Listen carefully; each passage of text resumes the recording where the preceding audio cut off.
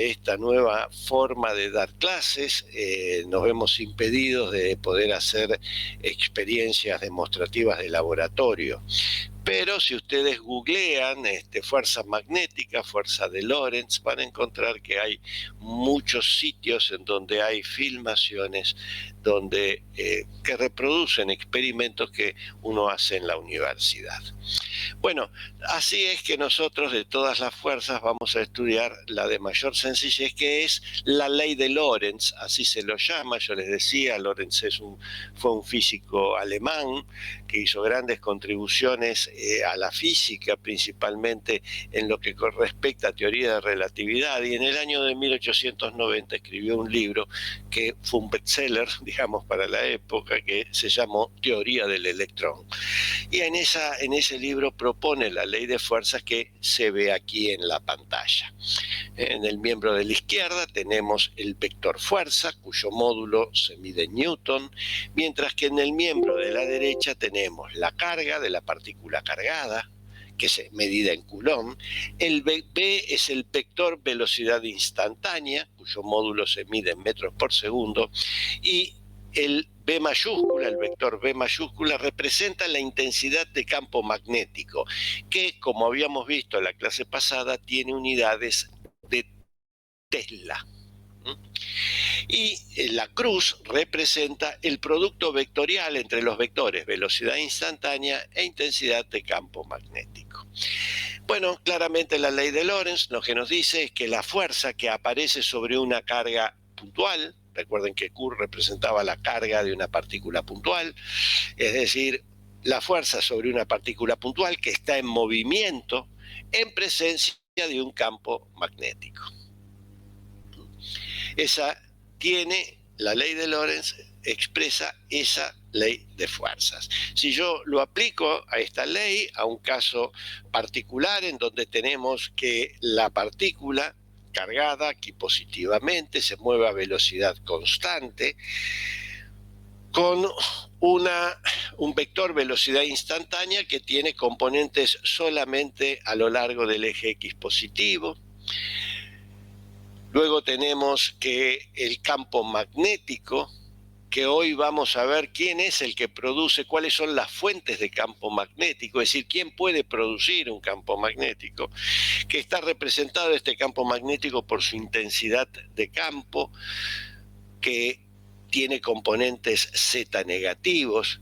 Y entonces, si yo quiero hallar la fuerza en el instante sobre la partícula cargada, en el instante en que esta partícula se encuentra en el origen, esto es importante de tener en cuenta. La partícula viene con velocidad constante a lo largo del eje X, y en el instante en que pasa por el origen, ella se ve el vector velocidad instantánea, que tiene esa dirección y sentido, y el vector intensidad de campo magnético, que tiene la intensidad y sentido, que tiene la dirección y sentido que se observa en la figura. Bueno, si yo quiero averiguar la fuerza en ese instante, entonces tengo que reemplazar estos vectores en la expresión de la ley de Lorentz. Y recuerden ustedes que para llevar a cabo este producto vectorial, los escalares que acompañan a los versores I y K pueden ser sacados fuera del corchete, y entonces todo se reduce a realizar el producto vectorial entre los versores I y K. Recuerden ustedes que en el producto, yo les decía que el producto vectorial, la dirección y sentido, todo se puede obtener a través de unas ciertas reglas que yo les había anunciado, que incluso aparecen en los libros que yo les recomendé, que están la regla mano derecha, regla mano izquierda, la regla del tirabuzón, en fin. Hay toda una zoología de reglas, y que yo les recomendaba que aprendan una. Yo en general todas esas reglas son reglas mnemotécnicas, es decir, no tienen un fundamento ni físico ni matemático. Lo único que tiene físico y matemático es la tabla de multiplicación que se observa debajo de la expresión de la fuerza. Esa es la única que tiene fundamento matemático. Y a esta tabla de multiplicación hay que agregarle el hecho de que el producto vectorial es anticonmutativo. Es decir, que si yo altero el orden de los factores, altero el resultado. ¿De qué manera lo altero? Bueno, aparece un signo menos. Entonces yo tengo que, para hallar la fuerza en este ejemplo, tengo que hacer el producto vectorial entre el versor I y el versor K. Ahora, yo voy a la tabla de multiplicación y encuentro que acá está el producto vectorial entre el versor K y el versor I.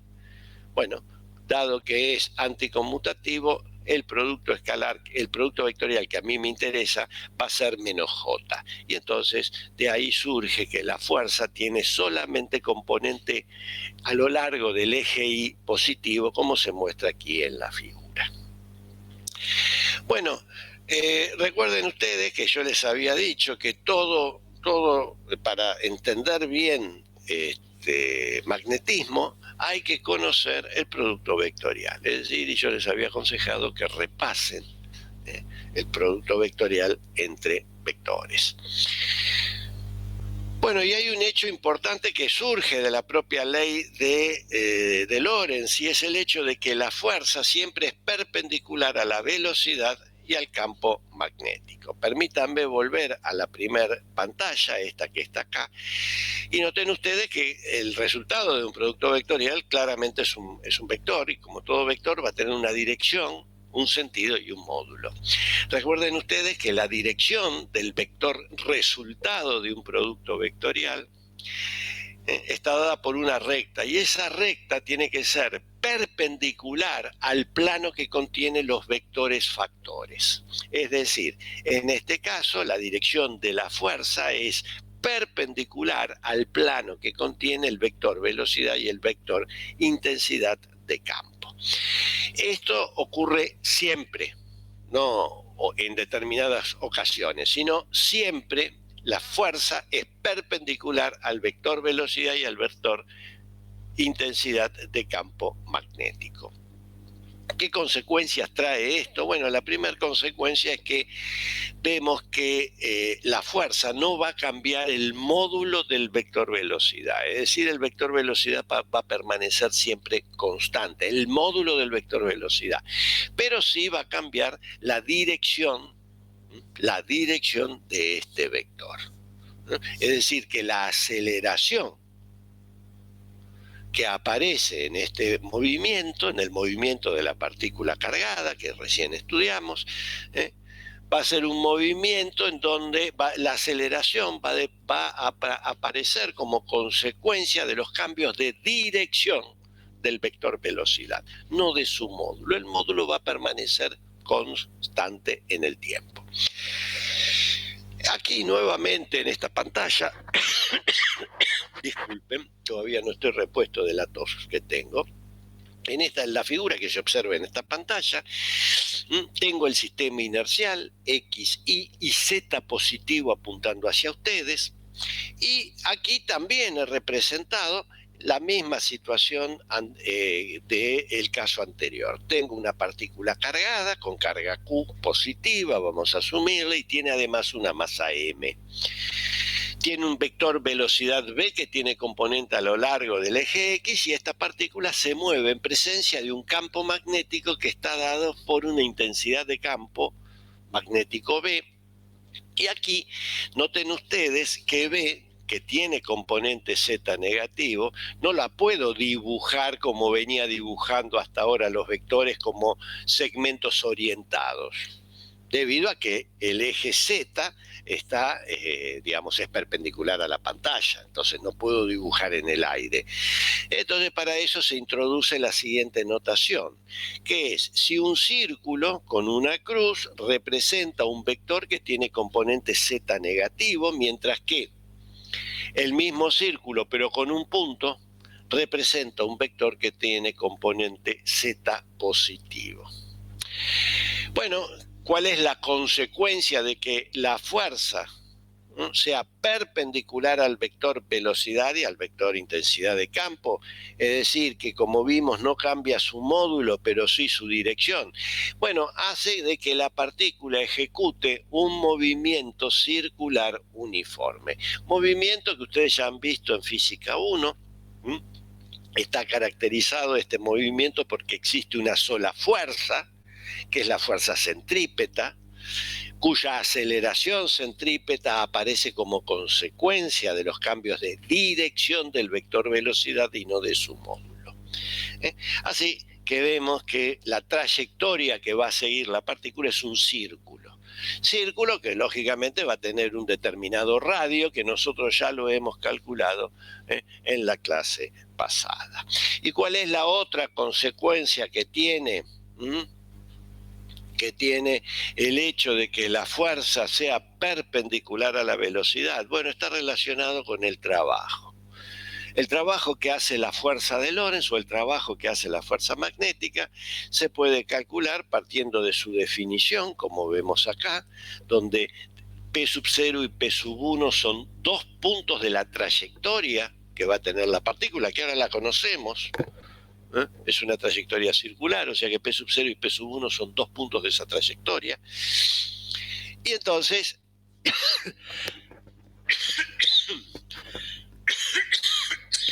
disculpen, tengo que, aquí, para el cálculo de este trabajo, tengo que recordar que el diferencial de R se puede escribir en términos de la velocidad instantánea, como ustedes pueden ver ahí. Y así resulta que el cálculo del trabajo se reduce al cálculo de esa integral, cuyo integrando es un producto escalar entre la fuerza y el vector velocidad instantánea. Pero ¿qué ocurre? Habíamos dicho que la fuerza es perpendicular al vector velocidad instantánea y el producto escalar entre vectores perpendiculares es cero. De ahí surge que la variación, que el trabajo es cero. Y entonces decimos que la fuerza no realiza trabajo. No es que sea, recuerden que esto no tiene nada que ver con que la fuerza sea conservativa o no conservativa. Para que sea una fuerza conservativa el trabajo alrededor de una trayectoria cerrada debe ser cero. Acá, como vemos, no estamos hablando de una trayectoria cerrada, puesto que P sub 0 y P sub 1 son dos puntos arbitrarios elegidos en forma arbitraria sobre la trayectoria. Entonces se dice que la fuerza no hace trabajo, y si no hace trabajo, tenemos que su variación de energía potencial es cero también. Esto quiere decir que las energías, tanto en los puntos P sub 0 y P sub 1, son iguales y por lo tanto siempre podemos elegirlas como iguales a cero. Por lo tanto, no existe una energía potencial escalar. A diferencia de lo que ocurre con la electrostática, donde sí hay una energía potencial escalar, eléctrica escalar, acá no existe. Por eso es que acá en magnetismo no hay un práctico de energía potencial, o de potencial magnético, porque no existe. El potencial magnético escalar no existe. Yo les había contado que sí hay un potencial magnético, pero de carácter vectorial, que nosotros no lo vamos a estudiar en este curso porque cae fuera de los contenidos mínimos. Bueno, ahora bien, esto es lo que, hasta aquí lo que hemos hecho es describir la fuerza de Lorentz. Ahora, ¿qué ocurre si esta fuerza de Lorentz no se aplica solamente a una partícula cargada, sino a un número de partículas cargadas, es decir, un número de portadores? Recuerden que en los conductores los que producen la corriente eléctrica son portadores ¿de qué? Portadores de carga.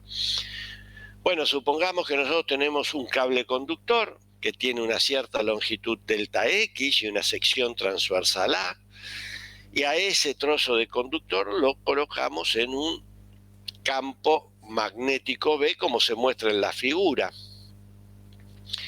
Y recuerden ustedes que los portadores, todos los portadores tienen la misma carga, en este caso del conductor, y tenemos un cierto número n de portadores, n mayúscula, mientras que n minúscula representa la densidad de portadores.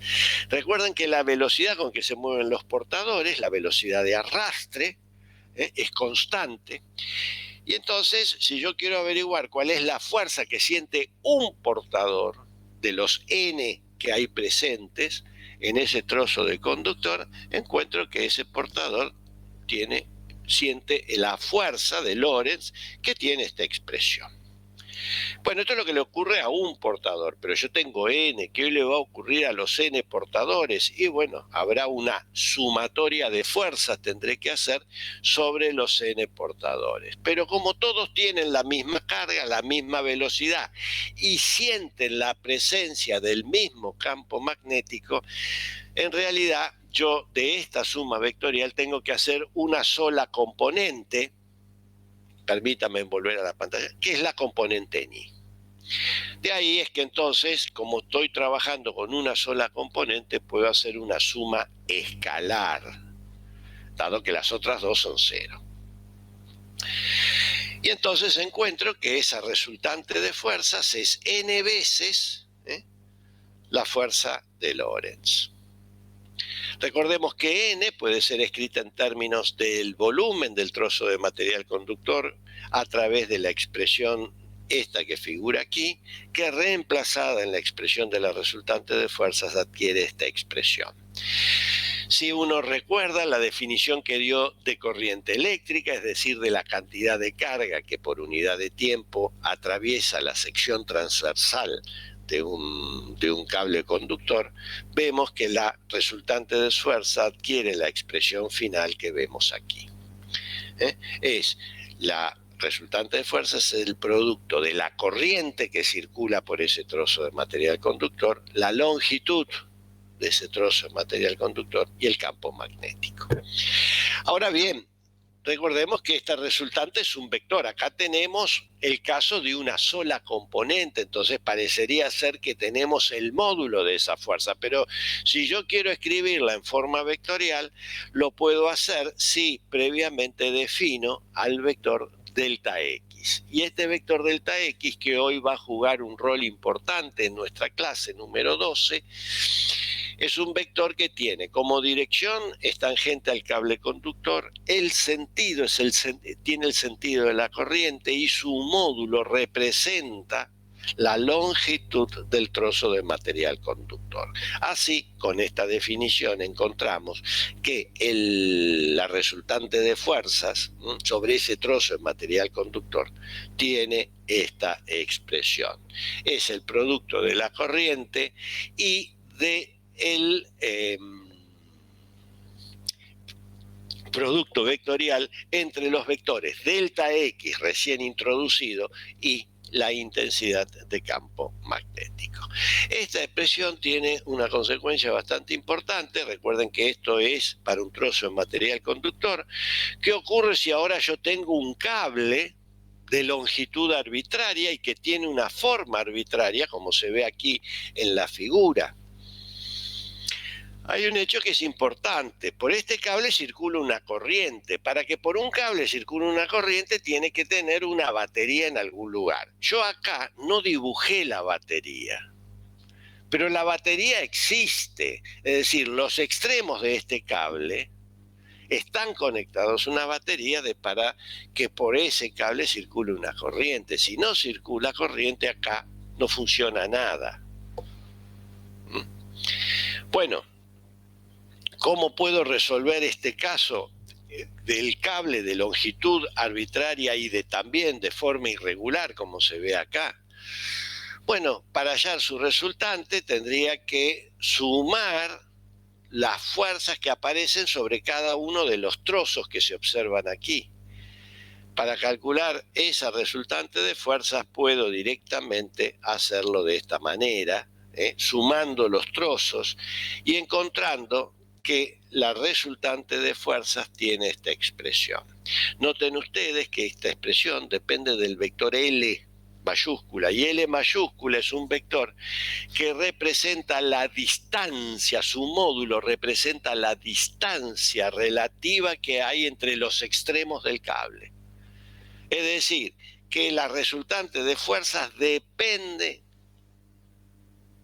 pura y exclusivamente de la distancia que hay entre los extremos del cable, independientemente de la longitud del cable y de la forma que tenga.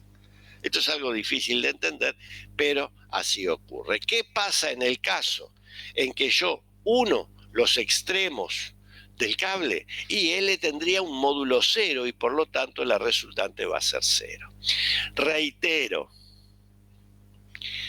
cuando yo digo que uno los cables, no quiere decir que les hago un nudo, sino que recuerden, tengo que dejar espacio para la batería, si no, no hay corriente, y si no, no funciona nada de esto. A ese cuerpo que yo he formado, es decir, tengo un cable y acerco los extremos lo más que pueda, se lo llama espira, y las espiras son clasificadas en función de la figura plana que puedo formar. De ahí es que aparecen espiras circulares, cuadradas, rectangulares, octogonales, en fin. Entonces, y noten ustedes que la resultante de fuerza sobre una espira siempre es 0. La espira ya no es un cuerpo puntual, es un cuerpo, podemos decir rígido, porque una vez que yo construyo una espira, después no la deformo. Y entonces obtengo que lo que yo estoy trabajando es con un cuerpo rígido. Y decir que la resultante de fuerza sobre ese cuerpo rígido es 0 no implica que el cuerpo rígido está en equilibrio. Recuerden que la condición de equilibrio de un cuerpo rígido es que la resultante de fuerza sea 0 y que la resultante de momentos de fuerza también sea 0. En este caso solamente sabemos que la resultante de fuerzas es 0, es decir, que no va a haber un movimiento de translación de este cuerpo rígido que es la espira. Bueno, con esto hemos hecho ya una completa descripción de la ley de Lorentz, tanto para el caso de cargas puntuales como para el caso de cuerpos conductores, que son cables. Lo que resta ahora por averiguar es quién genera el campo magnético. ¿Cuáles son las fuentes de campo magnético? Y lo mismo que ocurre para el caso de las fuerzas, donde yo les decía que había más de una fuerza, acá también hay más de una expresión que representa la intensidad de campo magnético. Nosotros vamos a utilizar la de mayor sencillez. Y la de mayor sencillez es la que se conoce como la ley de Biot y Savart. Para introducir esta ley de Biot y Savart, nosotros vamos a considerar el siguiente caso particular. Tengo un cable conductor conectado a una batería y claro está, por ese cable conductor circula una corriente I. Yo voy a tomar un trozo de ese cable conductor y voy a estudiar a ese trozo. Guarda con esto. Cuando yo digo que voy a estudiar lo que le pasa a un trozo del material conductor, no es que lo corto y lo pongo a un costado para estudiarlo.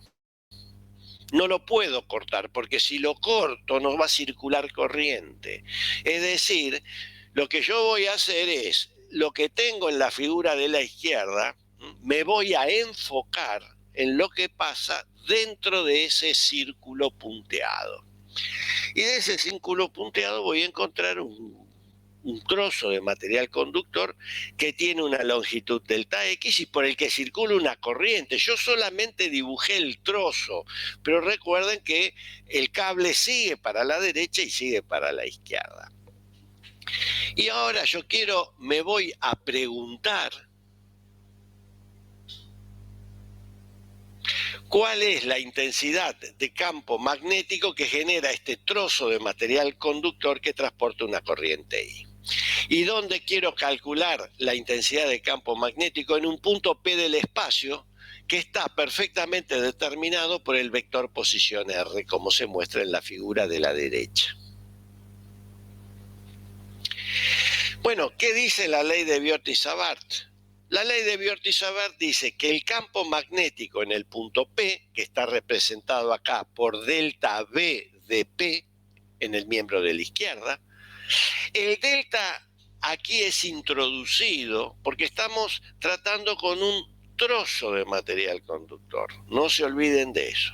Bueno, ese trozo de material conductor va a producir un campo magnético en el punto P que viene dada por la expresión que figura en el miembro de la derecha. Mu sub 0 sobre 4pi, ahora vamos a ver qué significa eso, por I, la corriente que circula por ese trozo de conductor, por el producto vectorial entre los vectores delta X, vector recién introducido en la clase pasada y que acabamos de repasar recién, y el otro vector es el vector R, el vector posición del punto, dividido la distancia al cubo que hay entre el cable, entre el trozo de material conductor, de cable conductor, y el punto P. Esta que se ve aquí es la expresión de la ley de Biot-Savart que me permite a mí calcular el campo magnético que genera un trozo de material de cable conductor que transporta corriente. Vamos a ver qué es lo que nos está diciendo esta igualdad. Lo primero que me está diciendo esa igualdad es que las fuentes de campo magnético, es decir, lo que genera el campo magnético son las corrientes. Es decir, la corriente eléctrica genera campo magnético. Y como las corrientes son cargas que se están en movimiento dentro de un cable conductor, tenemos que los cables conductores que transportan corriente generan campo magnético. Muchos dirán, pero profesor, yo tengo un imán ahí pegado en la heladera de mi casa, de la pizzería, ¿y qué corriente tiene ahí? O pueden también pensar, pero usted en la clase pasada nos dijo de unas piedras volcánicas que había en el mar Egeo. Sí, no, bueno, eso también es magnetismo. Y también lo vamos a estudiar. Pero nosotros vamos a introducir hoy la ley de Biot-Savart y vamos a ver que esta ley de Biot-Savart contiene lo que se llaman los imanes permanentes, esos que tienen colgados ustedes ahí pegados en la puerta de la heladera, y también las piedras volcánicas que venían del mar Egeo. La historia es que hoy vamos a comenzar por aquí y luego vamos a encontrar la clase que viene la relación que hay entre esta ley de Biot-Savart y los imanes permanentes. Así es que por ahora nosotros consideramos que el campo magnético es generado por la corriente eléctrica. Y como para las corrientes eléctricas, que son cargas que por unidad de tiempo pasan a través de la sección transversal de un cable conductor, bueno, vemos que entonces los cables conductores van a generar este campo magnético. Biot-Savart, también de esta igualdad, introducen una constante que es mu sub 0 sobre 4pi. En realidad es mu sub 0 la constante, y a esa constante se la llama la permitividad magnética del vacío. Recuerden ustedes que en el caso de la electrostática, todos los resultados que nosotros obtuvimos arrastraban una constante epsilon 0, que es la permitividad eléctrica del vacío. Bueno, vamos a ver que todos los resultados que vamos a obtener en magnetismo van a arrastrar esta constante, esta permitividad magnética del vacío. Esta nueva constante, que es positiva, Y mu sub 0 sobre 4pi tiene el valor numérico de 10 a la menos 7. Es una constante pequeña y las unidades de medida son en el sistema MKS Newton dividido Ampere cuadrado. Bueno, delta X es el vector definido en la clase anterior y R, como dijimos, es el vector posición, mientras que el vector R, mientras que R es el módulo del vector posición, representa, como siempre, la distancia que hay, en este caso, entre el trozo de cable conductor y el punto P. Bueno, lo primero que vamos a hacer ahora es tratar de determinar el vector intensidad de campo magnético que establece la ley de Biot-Savart. Para determinar ese vector tengo que dar la dirección, tengo que dar el sentido y tengo que dar el módulo de ese vector. Bueno, recuerden ustedes, si uno observa esta igualdad, ve que mu sub 0 sobre 4pi es un escalar positivo. La corriente, recuerden ustedes, nosotros la hemos definido en la clase 10, creo, como una constante como positiva también.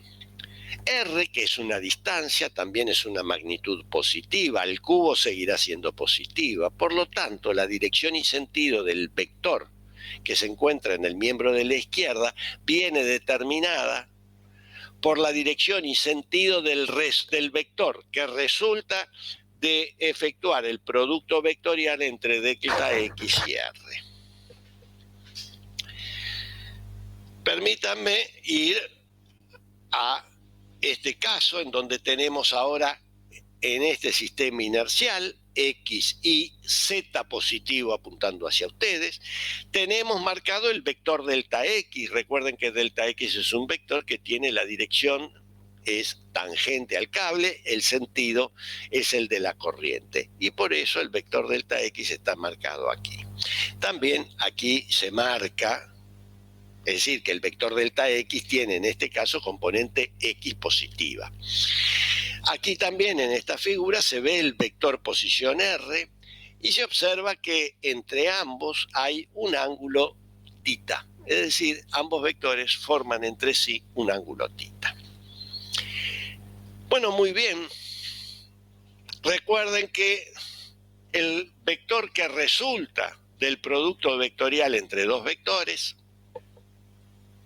ese vector tiene una dirección que es perpendicular al plano que contiene ambos vectores, factores. Es decir, en este caso, el vector delta X, como dijimos, tiene componente a lo largo del eje X positivo. El vector R está contenido en el plano XY, por lo tanto, los dos vectores, delta X y el vector R, están contenidos en el plano XY. La única recta perpendicular al plano XY es el eje Z, por lo tanto, el vector intensidad de campo que predice la ley de Biot-Savart tendrá, en este caso particular, componente Z. Es decir, está a lo largo del eje Z. La dirección de ese vector es el eje Z. Ahora vamos al sentido. Para determinar el sentido, yo tendría que ver si apunta hacia la Z positiva o hacia la Z negativa. Y aquí es donde cobra importancia esas leyes, esas reglas mnemotécnicas. Para aquellos que no quieran utilizar reglas mnemotécnicas, pueden realizar el producto vectorial entre un vector R que tiene coordenadas X a lo largo del versor Y e Y a lo largo del versor J, con un vector que tiene solamente componente a lo largo del versor Y. Y entonces le va a dar, siguiendo la tabla de multiplicación que yo les he dado, les va a dar que el sentido del vector intensidad de campo es hacia las Z positivo, es decir, en este caso apunta para ustedes y como se marca acá en la figura es un círculo con un punto, donde hemos usado la notación que acabamos de introducir. Bueno, ya tenemos determinada la dirección y sentido del vector intensidad de campo que predice la ley de Biot-Savart, nos resta entonces calcular el módulo. Para calcular el módulo, permítanme volver a la pantalla anterior, tomamos módulos a ambos miembros de esta igualdad y recordando que el módulo de un producto es el producto de los módulos, arribamos a esta expresión, que me dice que el módulo del vector intensidad de campo magnético es mu sub 0 sobre 4pi por i, por el módulo del vector delta x, por el módulo del vector r, por el seno del ángulo que forman ambos vectores, dividido r al cubo. Es claro y se observa que tengo r en el denominador, r cubo en el denominador, perdón, tengo r en el numerador, r cubo en el denominador, claramente pueden simplificarse y entonces obtenemos la expresión final del módulo del vector intensidad de campo magnético como mu sub 0 sobre 4pi por i por delta x dividido r cuadrado por el seno del ángulo tita.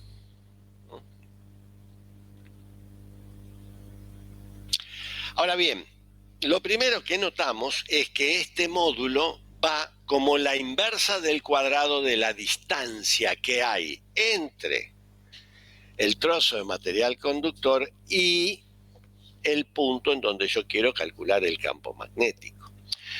Muchos dirán, esto yo ya lo vi, hablarán de un déjà vu con la electrostática. Sin embargo, recuerden ustedes que sí, efectivamente, habíamos tenido que el campo eléctrico, por ejemplo, de la carga puntual iba como la inversa al cuadrado de la distancia y entonces de ahí habíamos sacado la simetría esférica. Bueno, pero cuidado, acá no es lo mismo porque la naturaleza vectorial del campo magnético es muy distinta a la del campo eléctrico, como vamos a ver en unos minutos. Pero sí, su módulo va como la inversa al cuadrado de la distancia. Eso significa que más me alejo, más pequeño es el módulo de este vector. Bueno, con esto hemos hecho una descripción de la ley de Biot-Savart. Vamos a hacer ahora 3 aplicaciones de la ley de Biot-Savart. 3. Luego, en el práctico se verán muchas más. La primera aplicación que vamos a hacer es calcular el producto epsilon 0 mu sub 0. Recuerden que yo les había dicho que habíamos visto que epsilon 0 se encuentra en cualquier resultado que habíamos obtenido en la electrostática y que yo ya les vaticino que cualquier resultado dentro de la magnetostática va a aparecer la constante mu sub 0, que se introduce acá en la ley de Biot-Savart. En la ley de Lorentz no está la constante mu sub 0, recién aparece cuando uno introduce Biot-Savart. Bueno, vamos a ver su producto, vamos a hacer el producto epsilon 0 mu sub 0. Para ello, permítanme multiplicar y dividir por 4pi. Recuerden que al multiplicar y dividir por un mismo número, la igualdad no se va a ver afectada. Y recordemos que 1 sobre 4pi epsilon 0 es la constante de Coulomb, cuyo valor es 9 por 10 a la 9 newton metro cuadrado sobre Coulomb cuadrado. Y claramente, como recién vimos, mu sub 0 sobre 4pi es un valor que tenemos conocido. Así, resulta que epsilon 0 por mu sub 0 es 10 a la menos 7 newton sobre amper cuadrado, que es el valor de mu sub 0, dividido, ¿por qué dividido? Porque recuerden que 1 sobre 4pi epsilon 0 es la constante de Coulomb y yo tengo acá 4pi epsilon 0. Por lo tanto, la inversa es 9 por 10 a la 9 newton metro cuadrado sobre Coulomb cuadrado. Bueno, vamos a hacer esta operación que es sencilla. Lo primero que tenemos que hacer siempre son las unidades. Primero las unidades. Bueno, noten ustedes que aquí tengo en el numerador Newton, en el denominador también tengo Newton, estas pueden ser simplificadas. Y luego tengo en el denominador amper cuadrado y aquí también dividiendo, que sería en el numerador Coulomb cuadrado. De aquí resulta que las unidades que sobreviven son en el numerador el segundo cuadrado y en el denominador metro cuadrado. Las potencias de 10, tengo 10 a la menos 7 en el numerador, 10 a la 9 en el denominador, me aparece 10 a la menos 16. Y luego tengo un noveno. Ese lo dejo que va a ser. Bueno, este es el producto epsilon 0 mu sub 0. La inversa de este producto, es decir, si yo invierto ambos miembros de la igualdad, queda que 1 sobre el producto de epsilon 0 mu sub 0 es 9 por 10 a la 16 metro cuadrado sobre segundo cuadrado. Si yo extraigo raíz cuadrada a ambos miembros, encuentro que la raíz cuadrada de la inversa del producto de epsilon 0 mu sub 0 es 3, que es la raíz de 9, 10 a la 8, que es la raíz cuadrada de 16, y las unidades son metros por segundo. Metro por segundo es una unidad de una velocidad. Y como vemos acá, una velocidad bastante importante, porque es un 3 seguido de 8 ceros. Esta velocidad no es cualquier velocidad. Esta velocidad es la velocidad de la luz en el vacío, que se acostumbra a representarla con la letra C minúscula. Bueno, la primera conclusión que sacamos de este resultado es que esto no puede ser una casualidad, sino de que debe haber alguna combinación de efectos eléctricos y efectos magnéticos que me permiten a mí explicar la naturaleza de la luz.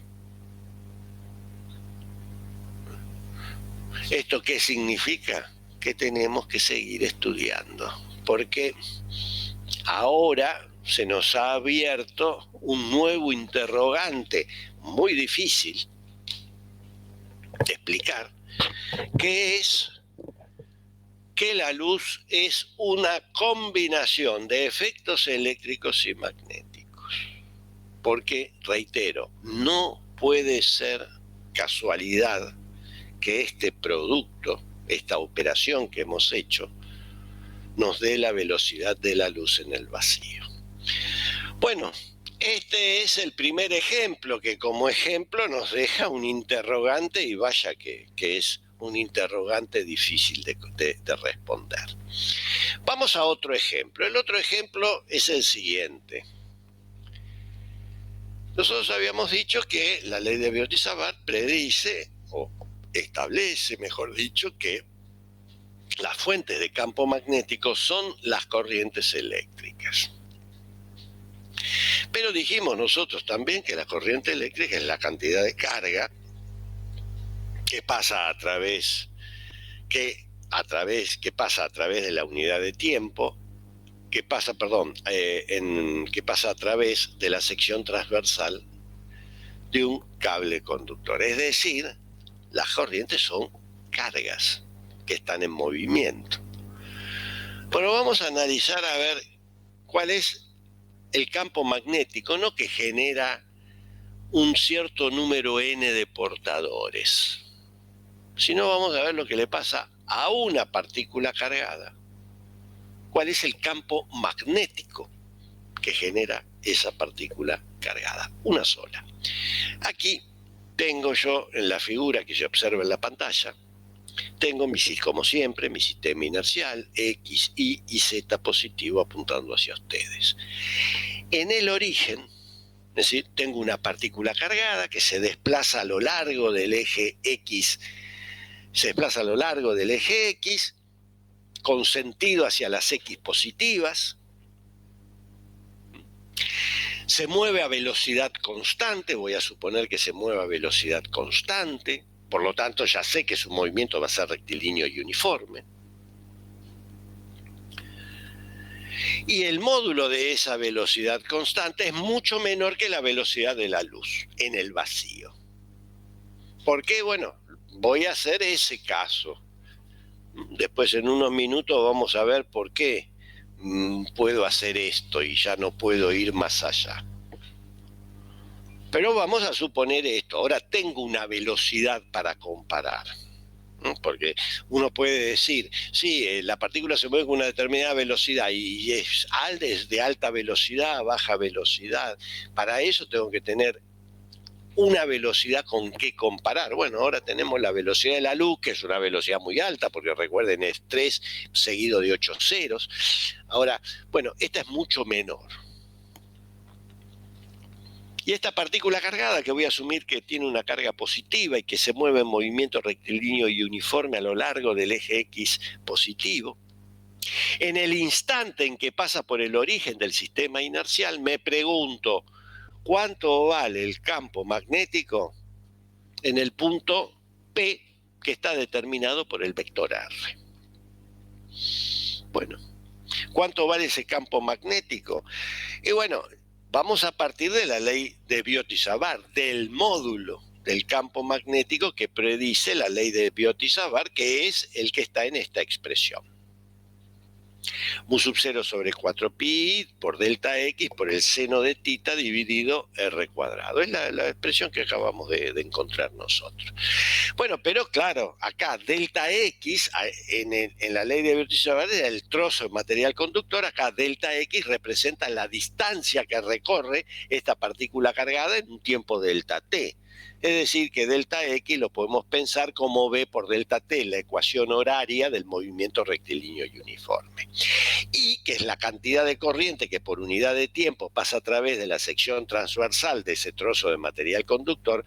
En realidad acá es la carga dividido el tiempo, pero la carga ¿cuánto vale? Acá es una sola, Q, y el tiempo vamos a suponer que es delta t.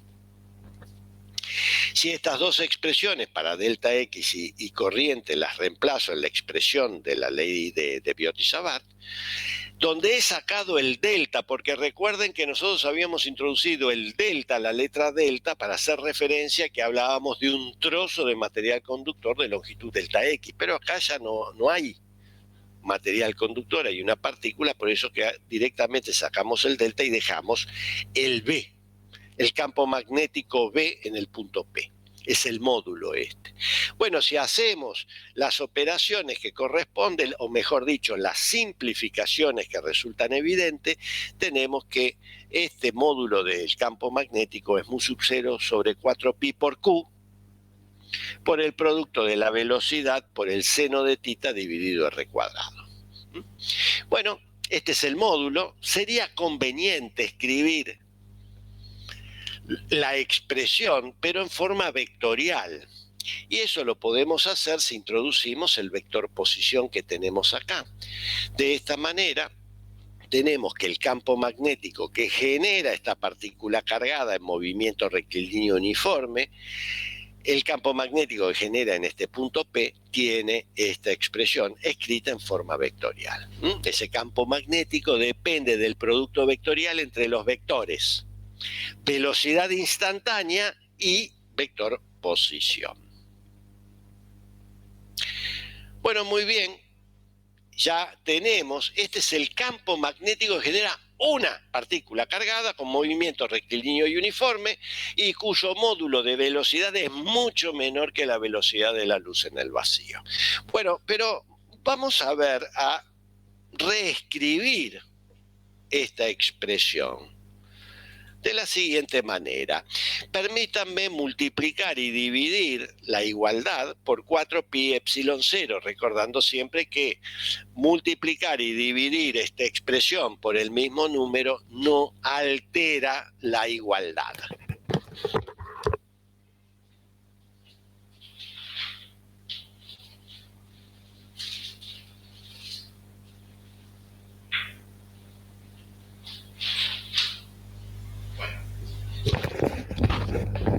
No altera la igualdad. Entonces, ¿qué he hecho yo aquí? Bueno, he reordenado, además de multiplicar y dividir por 4pi epsilon 0, he reordenado términos. Recuerden ustedes que 1 sobre 4pi epsilon 0 es la constante K de Coulomb, y lo que tenemos aquí entre paréntesis es 1 sobre 4 pi epsilon 0 por Q por el vector posición R dividido R cubo. ¿Qué es esta expresión? Si hacemos para un esfuerzo de memoria, encontramos que esa expresión es el campo eléctrico que genera una partícula puntual.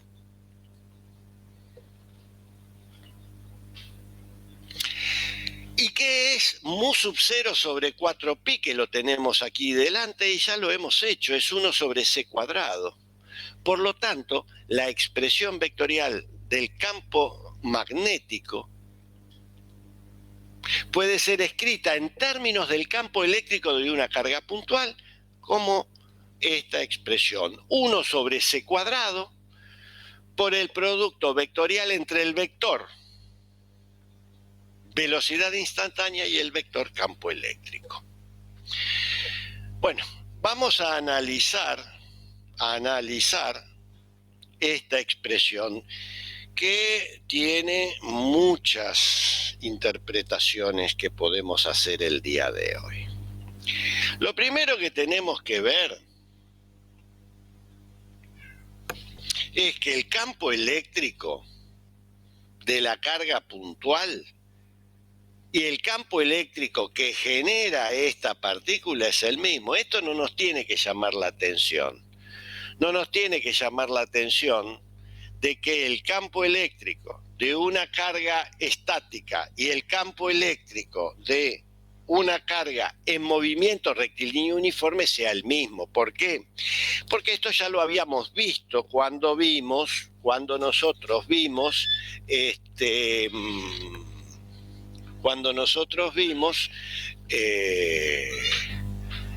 electrostática. Hablamos del principio de relatividad, recuerden las primeras clases. Y entonces dijimos que en sistemas inerciales, esté en reposo la partícula o esté en movimiento rectilíneo uniforme, el campo eléctrico tenía que ser el mismo. Ahora bien, ¿pero qué nos dice esta expresión? Nos dice que una partícula en movimiento rectilíneo uniforme puede generar un campo eléctrico que, como se ve aquí en la figura, es proporcional al vector posición, está dibujado acá, y también genera un campo magnético que es perpendicular al campo eléctrico. Noten ustedes que por eso yo le hablaba de la diferente naturaleza vectorial que tiene el campo eléctrico y el campo magnético. Mientras uno es perpendicular, mientras el campo eléctrico es paralelo al vector posición, en este caso, que la carga es positiva, el campo magnético es perpendicular a este vector posición. Y ambos vectores, campo eléctrico y campo magnético, son perpendiculares. Yo no se los puedo demostrar, pero vamos a ver que en todos los ejemplos que vamos a encontrar, tanto en la teoría como en la práctica, siempre el campo eléctrico y el campo magnético son perpendiculares. Eso es consecuencia de las leyes de Maxwell, esas que vimos también en la clase, en la primer día de clase. Su demostración requiere el uso de un álgebra tensorial que, bueno, cae fuera del alcance de este curso. Pero esta expresión inofensiva también tiene otras consecuencias, que son las que vamos a ver aquí. Imaginemos que yo ahora tengo dos sistemas inerciales, uno que se mueve respecto a otro, a velocidad constante. El primer sistema inercial es el sistema S, cuyos ejes coordenados son el X e Y. El Z positivo apunta como siempre hacia ustedes. Y en ese sistema inercial tengo la partícula cargada, positiva, que se mueve en movimiento rectilíneo y uniforme con velocidad constante v. A esa partícula yo le fijo un segundo sistema inercial, que lo llamo S', y cuyos ejes coordenados son el X' e Y', que se ven aquí, y claramente el Z', que también apunta hacia ustedes.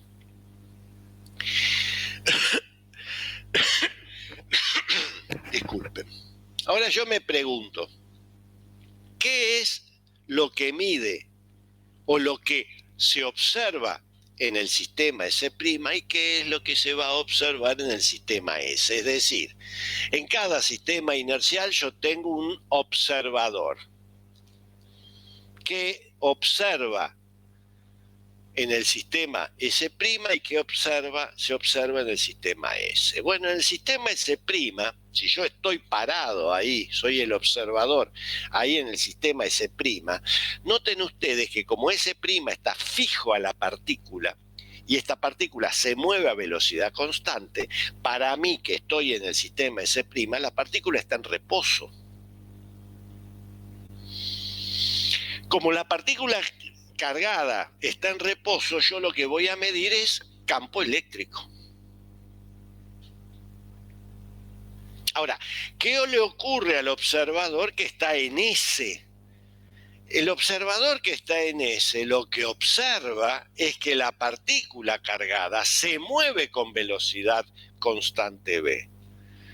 Y entonces este observador que hizo un curso de física, ¿qué conclusión llega? Y bueno, llega que esa partícula va a generar un campo eléctrico que él ya sabe es igual al que observó en S', pero además en S lo que observa es un campo magnético cuya expresión es esta que acabamos de hallar. Noten ustedes, esta expresión depende de la velocidad. En el sistema S', la partícula está en reposo, entonces la velocidad es cero y por lo tanto V de P es cero. En cambio, en el sistema S, en donde uno observa la partícula en movimiento, este campo magnético es diferente de cero. Es decir, aquí hemos concluido que observadores que están en distintos sistemas inerciales observan distintas cosas. Y entonces uno ya empieza a decir, entonces, ¿qué sentido tiene hablar de sistema inercial? Porque si uno observa distintas cosas, ya el sistema inercial parecería ser que no funciona. Es decir, parecería ser que la primera ley de Newton no funciona. Pero en realidad tampoco funciona la tercera ley. Es decir, el principio de acción y reacción. ¿Por qué? Y bueno, vamos a verlo con este problema, que es el problema 1 del práctico 7. Aquí en la figura A se observan dos partículas, la 1 y la 2. La partícula 1 tiene una velocidad p sub 1, como se ve en la figura, mientras que la 2 tiene una velocidad v sub 2. Además, la partícula 1 tiene una carga Q sub 1 y la partícula 2 tiene una carga Q sub 2. De distinto valor numérico, pero vamos a asumir que ambas tienen signo positivo, por sencillez, no por falta de generalidad. Además, vamos a asumir que V1, que los módulos de los vectores de los vectores instantáneos V1 y V2, dijimos que son constantes porque se mueven a velocidad constante ambas partículas, pero sus módulos son mucho menores que el vector, que la velocidad de la luz en el vacío.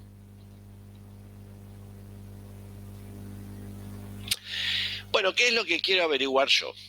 Yo lo que quiero averiguar es cuál es el campo magnético que genera la partícula 1 en el lugar en donde se encuentra la partícula 2. ¿Cuál es el campo magnético que genera la partícula 1 en el punto en donde se encuentra la partícula 2?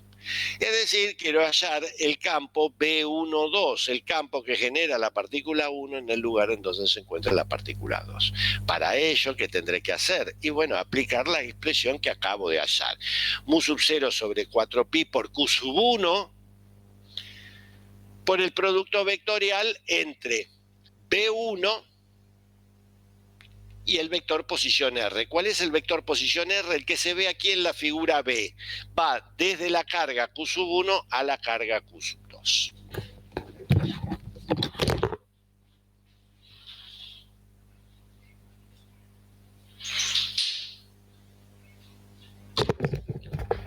Ahora, ¿qué ocurre? Lo que se ve en la figura es que B1 y R son dos vectores paralelos. Y el producto vectorial entre vectores paralelos es 0. Por lo tanto, B1,2 es 0. Si el campo magnético que genera la partícula 1 en el lugar en donde se encuentra la partícula 2 es 0, noten ustedes que la fuerza que aparece sobre la partícula 2, que sería según la ley de Lorentz F1,2, la fuerza que hace la partícula 1 sobre la partícula 2, tendría que tener esta expresión, pero como B1,2 es 0, la fuerza F1,2 es 0. Vamos a la situación inversa. Ahora lo que yo quiero averiguar es el campo magnético que genera la partícula 2 en el lugar en donde se encuentra la partícula 1. Que se observa aquí en la figura C. Es decir, el campo magnético B21, el que genera la partícula 2 en el lugar en donde está la partícula 1, tiene esta expresión, depende de B sub 2, de Q sub 2, perdón, de B sub 2 y del vector posición R, que en este caso ahora el vector posición R va desde la partícula 2 a la partícula 1. En este caso, como los vectores B sub 2 y R son perpendiculares, son perpendiculares, son distintos de ceros el producto vectorial y tiene la dirección y sentido que se ve en la figura C. Ahora, si yo quiero calcular la fuerza F21, es la fuerza que ejerce la partícula 2 sobre la 1, tendría que hacerlo, lo podría hacer a través de la ley de Lorentz, que tendría esta expresión. La dirección y sentido de esta fuerza es la que se observa en la figura D y claramente su módulo es distinto de 0. ¿A qué he arribado yo? Y que la fuerza que la partícula 1 hace sobre la 2 es 0, mientras que la fuerza que hace la partícula 2 sobre la 1 es distinta de 0. ¿Qué significa esto? Que no se cumple el principio de acción y reacción. No se cumple la primera ley, no se cumple la tercera ley, y eso de que la fuerza es igual al producto de la masa por la aceleración, o que la fuerza es igual a la derivada temporal de la cantidad de movimiento, tampoco se cumple. Es decir, no se cumplen las leyes de Newton. Y yo ya eso se los había dicho la clase pasada. Habíamos concluido la clase que la fuerza de Lorentz no cumple con las leyes de Newton. Y entonces ustedes dirán, bueno, pero entonces ahora que no podemos dibujar más sistemas inerciales, ¿no? No, esto, gracias a Dios, este problema fue resuelto por Albert Einstein cuando introdujo lo que se conoce hoy como teoría especial de la relatividad. Por eso el primer trabajo de Einstein sobre relatividad se llamó Sobre la electrodinámica de los cuerpos en movimiento. Él se dio cuenta de que las leyes de Newton necesitaban algún cambio para que toda esta teoría, tanto de la mecánica como de la electrodinámica, permanecieran coherentes. Bueno, esto vaya como ejemplo de que las fuerzas de Lorentz no siguen las leyes de Newton, siguen otras leyes que son de carácter más general. Y así arribamos a la tercera aplicación que yo les había prometido que íbamos a hacer el día de hoy. Y la tercera aplicación tiene que ver con el caso que analizamos cuando comenzamos con la ley de Biot-Savart. Teníamos un cable, en este caso tiene una longitud L, Uno de los extremos del cable lo ponemos en el extremo menos L sobre 2, el otro extremo estará en L sobre 2, y recuerden que este cable está conectado a una batería, y esta batería es la responsable de que aparezca la corriente I. Y yo lo que quiero encontrar es que este cable, que tiene una longitud L, arbitraria, puede ser 1 metro, 10 metros, 1 kilómetro, quiero averiguar el campo magnético que genera en un punto P que está a lo largo del eje I positivo. Cuando yo digo que la longitud es arbitraria, justamente digo, por ejemplo, esos cables que uno ve cuando circula por una ruta y que llevan corriente eléctrica, bueno, ellos también generan un campo magnético. Bueno, vamos a ver qué tipo de campo magnético genera este cable de longitud L. Yo aquí en la figura B no dibujo la batería, pero recuerden que esa batería está, por eso es que uno dibuja la corriente, porque esa corriente es responsable de la existencia de la batería. Bueno, ¿cómo puedo resolver este problema? No de un trozo de cable, sino de un cable de longitud arbitraria. Y bueno, vamos a subdividir el cable en M partes que no necesariamente sean iguales. ¿Qué significa esto? Que con la mano izquierda agarro el cable, con la mano derecha una tijera y entro aleatoriamente a pegar tijeretazos. Claramente el cable va a quedar separado en M partes y cada parte tendrá una longitud diferente. Pero para reconstruir ese cable, yo le agrego a cada uno de esos trozos que corté, le agrego un subíndice L, de manera tal que donde L puede tomar los valores 1, 2, 3 hasta M. Y entonces, cuando yo quiera reconstruir el cable, bueno, primero pongo el 1, que está acá en rojo, luego pondré uno genérico, que es el delta XL, y el último, delta XM, el último trozo estará por acá. Lo armo así como un rompecabezas. Ahora bien, vamos a considerar lo que pasa en el elemento genérico, el elemento L, que genera en el punto P un campo que es delta B sub L, que es aquel campo que produce la ley de Biot-Savart. Noten ustedes que delta B de L, el campo que genera el trozo de material conductor delta XL, va a ser igual a mu sub 0 sobre 4pi por I, por delta XL, que es un vector, que como se ve aquí, es tangente al cable, tiene la dirección y sentido, tiene el sentido de la corriente. En este caso particular, el vector delta XL tiene componente Z positivo, porque apunta hacia la Z positivo. ¿Por qué? Porque la corriente, recuerden ustedes, permítanme ir a la pantalla anterior, va de izquierda a derecha. ¿Qué es RL? Recuerden que RL es el vector que va desde el trozo de material conductor al punto en donde yo quiero calcular el campo. Y es el que se observa aquí en la figura. Y RL claramente es el módulo del vector RL.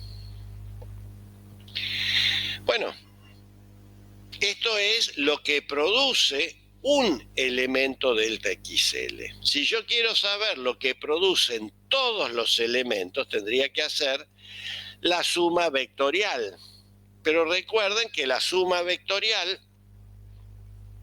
como cada uno de los delta XL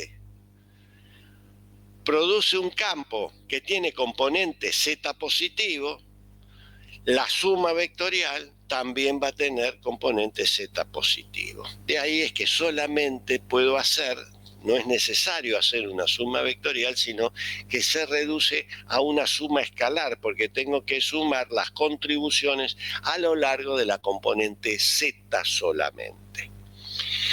¿Y cuánto vale el módulo de ese vector delta XL? Bueno, el que se observa aquí, donde RL, permítame volver a la pantalla anterior, RL, el módulo, se puede calcular gracias al teorema de Pitágoras como XL, la distancia que hay entre el elemento delta XL y el origen, y, que es la coordenada del punto P, y gracias al teorema de Pitágoras en este triángulo rectángulo se puede hallar RL. En el mismo triángulo rectángulo también podemos hallar el seno de tita L, donde tita L es el ángulo que hay, que forma el vector RL con el vector delta XL.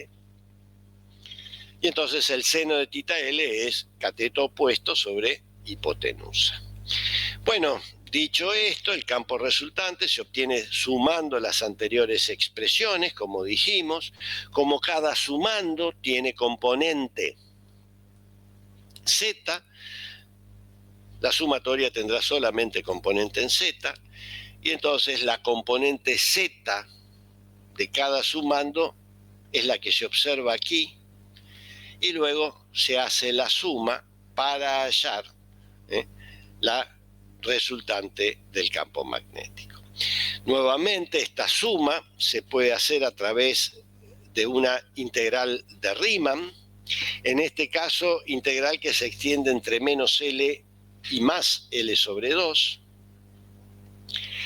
Y esta integral ya la hemos hecho, y la hemos hecho para el caso en que I, la distancia que hay entre el cable y el punto de observación, es mucho menor que L. Recuerden que esta condición se hace a los efectos de obtener una expresión que sea independiente de la longitud del cable. Si, por ejemplo, como yo les dije, el cable es de 1 kilómetro, y bueno, 10 metros es una condición que bien cumple esa aproximación, y entonces, bueno, podré yo hacer esa integral. Pero lo importante es que al ser independiente de L, puedo pensar, al hacer esta aproximación, estoy considerando que los extremos están muy alejados. Y entonces tengo que realizar esta integral que yo ya he realizado y cuyo valor es el que se observa ahí.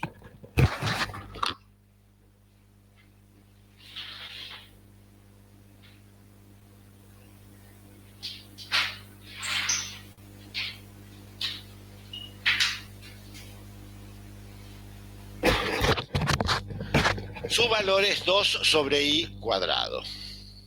Y entonces resulta que el campo, la única componente, que es la componente Z, tiene el valor mu sub 0 sobre 2pi por I, sobre I, que es la distancia que hay desde el cable al punto de observación. Para aquellos memoriosos que recuerdan el caso de un cable uniformemente cargado, el campo eléctrico en aquella oportunidad nos había dado de que era como también iba como la inversa como la inversa de la distancia. Y eso nos había llevado a que el campo eléctrico tenía una simetría cilíndrica. Bueno, acá recuerden, la naturaleza vectorial del campo magnético es muy diferente a la del campo eléctrico. La dependencia, como la inversa de la distancia, existe, es esta. Pero como vamos a ver ahora, su naturaleza vectorial es muy distinta. Es decir, en el punto P, este cable que transporta una corriente constante I genera un campo eléctrico que tiene esta expresión y cuya única componente está a lo largo del eje I, y un campo magnético que tiene solamente componente en Z. Como ven, nuevamente, el campo eléctrico y el campo magnético aquí son perpendiculares.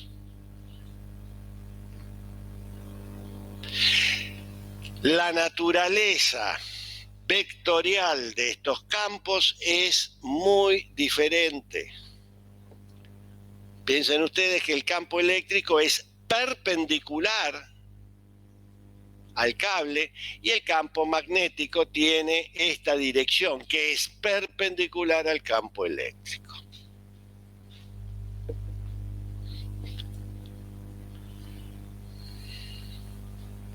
Bueno, vamos a ver esta misma figura, pero desde otro punto de vista. Recuerden ustedes que acá tengo el eje X, el eje Y y el eje Z positivo apuntando hacia ustedes.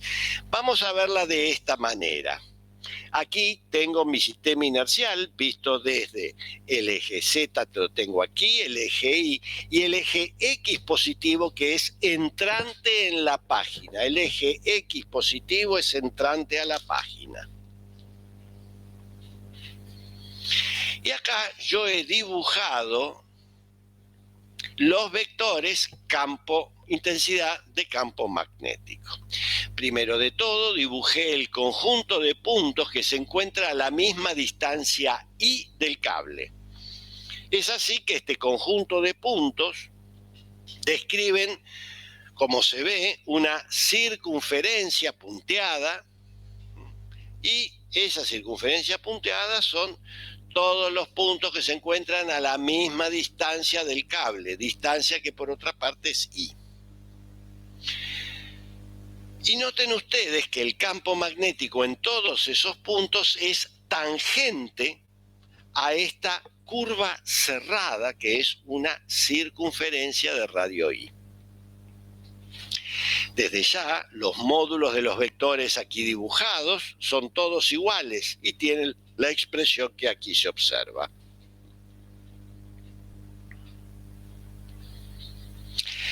Ahora, recordemos un poco lo que habíamos visto en electrostática. En electrostática habíamos visto que si uno quería tener una visión geométrica del campo eléctrico, uno podía describir el campo eléctrico a través de las líneas de campo eléctrico. ¿Qué eran las líneas de campo eléctrico? Eran curvas que tenían como tangente al campo eléctrico. Bueno, noten ustedes que aquí nosotros podemos echar mano del mismo método, porque podemos describir al campo magnético a través de curvas cerradas, y esas curvas cerradas tienen como tangente en cada punto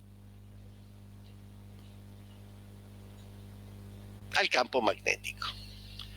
Ahora, noten ustedes, y aquí empieza la diferencia de la naturaleza vectorial que yo les hablaba entre el campo eléctrico y el campo magnético.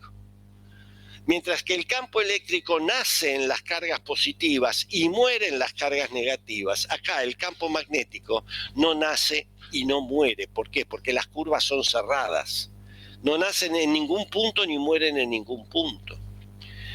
¿Qué consecuencia tiene esto? Y bueno, cuando habíamos visto el teorema de Gauss, habíamos dicho que las fuentes de campo eléctrico eran las cargas, y que las cargas las podíamos dividir en dos grupos, que eran las cargas positivas y las cargas negativas.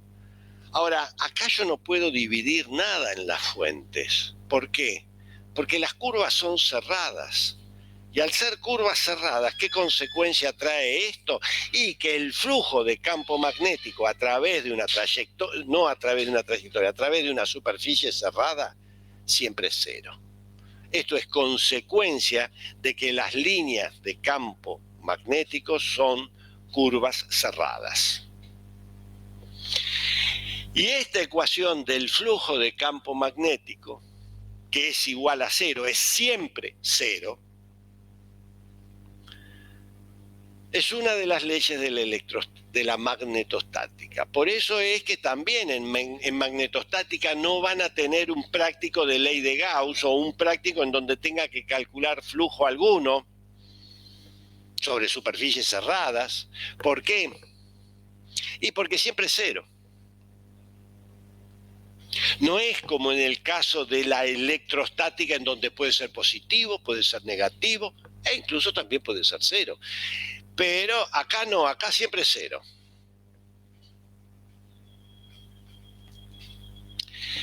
Y esta es una de las leyes de la magnetostática. Vamos a ver cuál es la otra ley, la que nos habla de la circulación, no del campo eléctrico, de la circulación del campo magnético. Y para ello vamos a ver cuál es el resultado de esta integral. Recordando que esta integral, su resultado es la longitud del camino cerrado C. Yo voy a elegir como camino cerrado C una de las líneas de campo magnético, que es una circunferencia de radio I.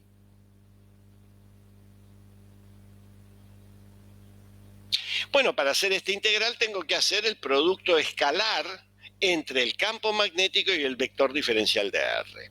Yo aquí en azul, en la figura, he dibujado un vector diferencial de R. Noten ustedes que el diferencial de R también es tangente a la trayectoria, por lo tanto el diferencial de R y B son vectores paralelos. ¿Qué ocurre? Si yo tengo que hacer este producto escalar, el producto escalar es el módulo del primer vector por el módulo del segundo vector, por el coseno del ángulo que forman ambos vectores. Como dijimos, ambos vectores son paralelos, el coseno es 0, el ángulo es 0, el coseno vale 1. Por lo tanto, el producto escalar es B por R. Y recordemos que el módulo del campo magnético en todos estos puntos es constante. De ahí que el resultado de la integral se reduce a calcular esta integral, que como dijimos es la longitud del camino cerrado, que en nuestro caso es una circunferencia de radio I. Por lo tanto, su longitud de circunferencia es 2pi por I. Y acá tenemos el módulo de B, cuya expresión es la que está aquí. Si esta expresión del módulo del campo magnético la reemplazo en el resultado de la integral, obtengo que finalmente el resultado de esta integral es mu sub 0 por I. ¿Donde I qué es? Vamos a la pantalla anterior. I no es otra cosa que la corriente que pasa a través del área que tiene como contorno el camino cerrado C. Es decir, ¿qué ocurre? Yo calculé una integral alrededor de una trayectoria cerrada. Esa trayectoria cerrada que encierra una región, esa región tiene un área. Si esa área es surcada por una corriente, entonces el resultado de esta integral es mu sub 0 por el valor de esa corriente. A esta ley se la conoce como la ley de Ampère. Y entonces uno se pregunta, ¿y qué pasa? ¿Cuál será el resultado de la integral si a través de esa área que tiene como contorno el camino cerrado C no es surcada, esa área no es surcada por ninguna corriente? Y bueno, si la corriente es 0, la integral es 0. Esto es lo que se demuestra aquí, donde se utilizan dos caminos cerrados, uno de radio I1 y otro de radio I2. Son dos trayectorias, estas son dos líneas de campo magnético del mismo cable, y entonces el camino cerrado es el camino 1, 2, 3, 4, 1. Este camino cerrado, C', está formado por dos arcos de las circunferencias de radio I1 e I2, y estos dos radios 4,1 y 3,2. Bueno, si uno hace, acá está hecho con bastante detalle todo el cálculo de la integral, uno arriba entonces que la integral, que la circulación de campo magnético alrededor de la trayectoria C' es 0. Y entonces concluye que la ley de Ampère es igual a mu sub 0 por la corriente que atraviesa el área que tiene como contorno el camino cerrado C. Y entonces arribamos finalmente a las ecuaciones básicas de la magnetostática. La primera, que me dice que el flujo es 0, que el flujo de campo magnético a través de una superficie cerrada es cero. Y la segunda ley de que la circulación de campo magnético alrededor de una trayectoria cerrada es mu sub 0 por i. Mu sub 0 por i. Bueno, alumnos, con esto ya concluimos la clase del día de hoy, que tiene que ver con magnetismo. Están en condiciones ya de hacer la práctica 6 y la práctica 7. Nosotros la clase que viene vamos a continuar ya con la parte final de magnetostática y ya creo que ustedes terminarán ya con la práctica 6 y la práctica 7. Para la semana que viene, nosotros voy a dar yo en la teoría los temas correspondientes a la práctica 8. Y creo yo que ustedes concluirán la práctica 8 la semana que viene. ¿Qué significa esto? Bueno, que como yo les había adelantado, concluida la práctica 8, a la semana viene el segundo examen parcial, que va a involucrar los temas vistos en la práctica número 5, 6, 7 y 8 inclusive. Esa práctica 8 van a ser fenómenos dependientes del tiempo, es decir, ya vamos a introducir explícitamente el tiempo en estas ecuaciones de la electrostática y de la magnetostática. Pero ese va a ser motivo ya de la semana que viene. Nosotros ahora tenemos clases el día jueves y el día jueves les vamos a tratar ya con los aspectos finales del magnetismo. Ya tenemos las leyes básicas de la magnetostática y falta introducir algunos resultados que se desprenden de estas dos leyes. Bueno, alumnos, no les quiero sacar tiempo a su descanso. En unos minutos va a empezar el práctico con Carlos Pinzón. Así que me despido de ustedes hasta el día jueves. Ha sido un gusto haber compartido esta semana con ustedes. Y acá en el chat me avisan de que me olvidé de mandar la clase 10. Bueno, hoy voy a enviar entonces, hoy ustedes en sus casillas de correo van a recibir la clase 10 y la clase 12.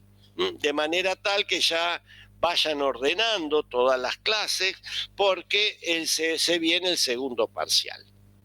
Bueno, como reitero, ha sido un gusto haber compartido esta semana con ustedes, esta mañana con ustedes. Me despido hasta el día jueves. Hasta el jueves, alumnos. Hasta luego.